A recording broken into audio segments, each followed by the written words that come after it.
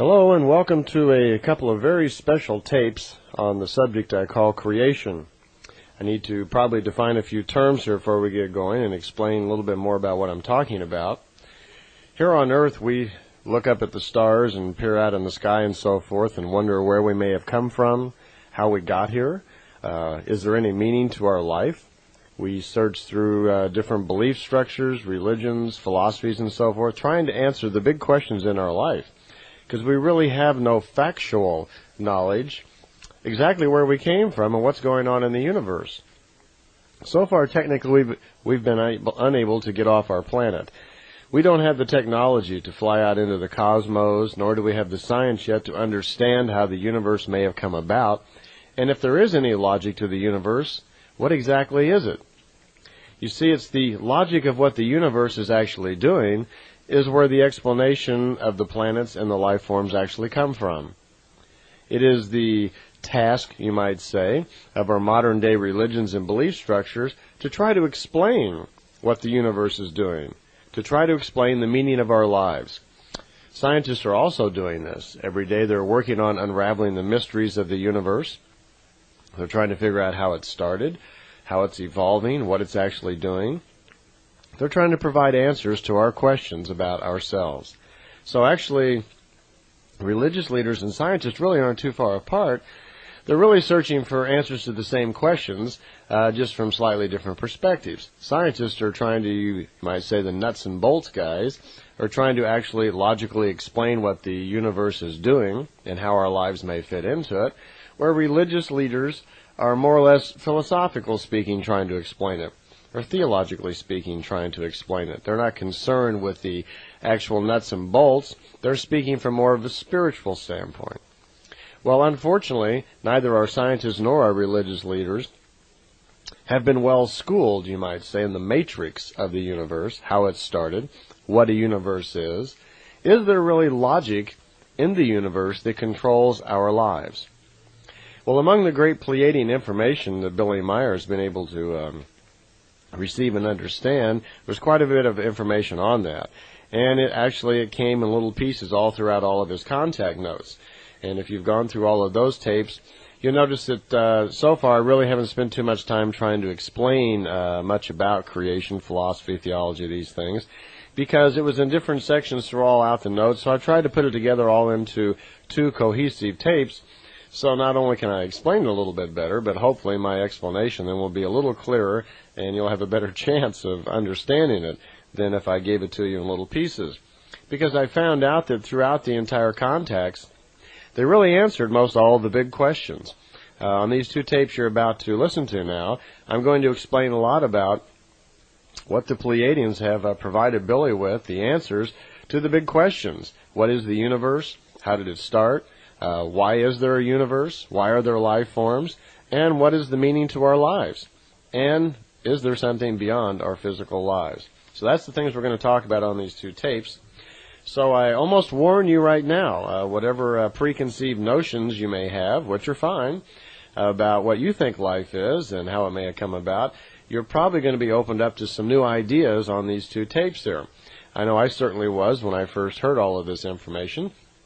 It made a lot of sense to me, and personally, I believe in all the concepts that the Plejadians are stating here. It all makes very much sense to me. Quite a bit of it, most of it, seems very familiar, which is probably what drew me to a lot of this information to begin with.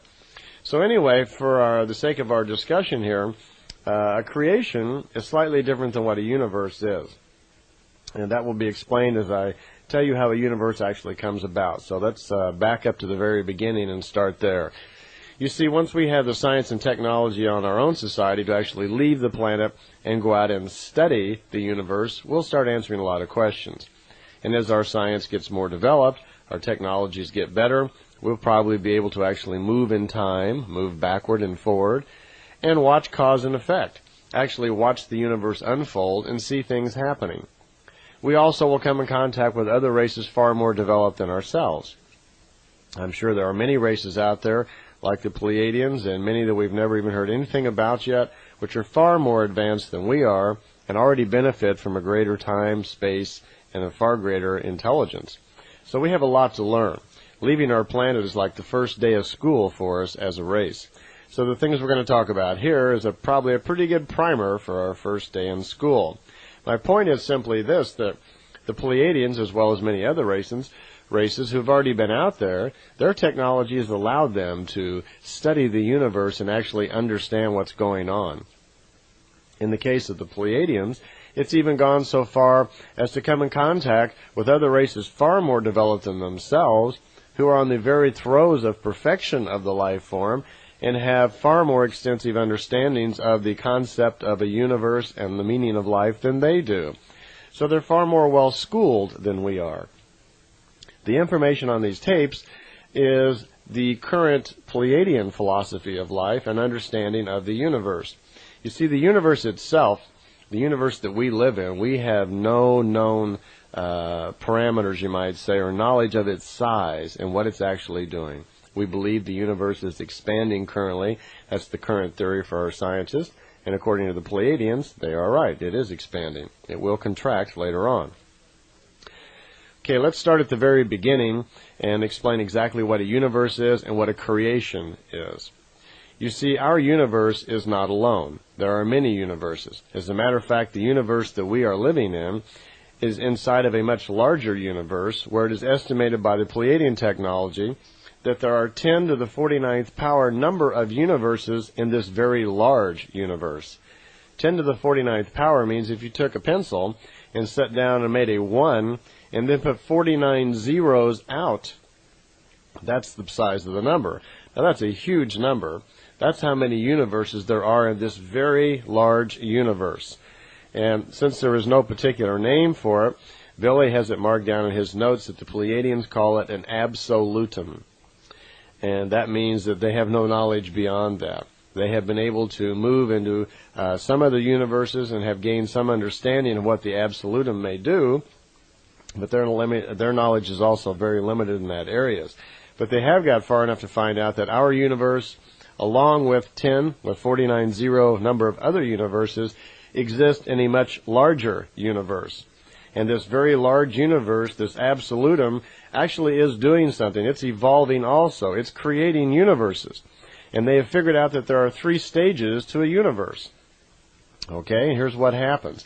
In the beginning, in this large absolutum that has 10 with 49 number of zeros of universes in it, when it goes to create a new universe, it has an idea to do that. The idea to create the new universe is called the creation. The creation is an idea. It is an idea embodied into itself with knowledge and understanding.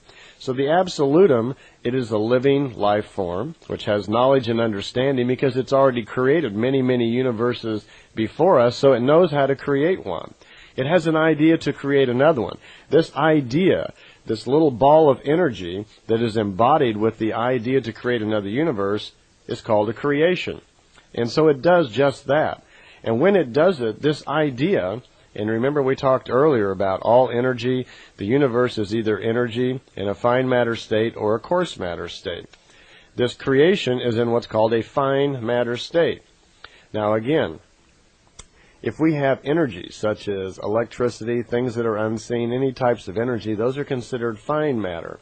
If you have something in solid form, that's considered coarse matter. So a spiritual thought or a creational energy source is a fine matter, whereby a planet, an animal, or a person is a coarse matter, okay? Because we're going to relate to these terms all the way through many of these explanations. So the creation itself is a fine matter